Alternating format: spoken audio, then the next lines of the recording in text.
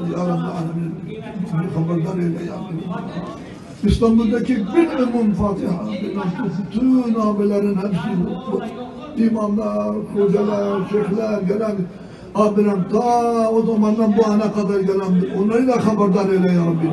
Hazır cemaatinde ölmüşler muhli için, ümmeti Muhammed'in saadet ve selameti için, devletimizin payidar olması için, imana, Kur'an'a hizmetleri için ya Rabbel alemin. Ya Rabbi karada, denizde, havada muvaffak olması için, Allah rızası için, abimizin ruhaniyeti için El Fatiha. Rabbine dön. İrci'i ila rabbiki radiyeten mardiye.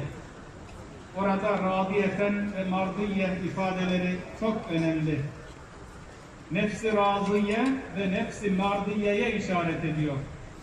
Nefs-i razıye demek Allah'tan razı olan nefis demektir. Yani kullara işaret ediyor. Mardiye de Allah tarafından kendisinden razı olunan nefis demektir. İrci'i ila rabbiki radiyeten mardiye fedhuli fi ibadi vedhuli cenneti. İşte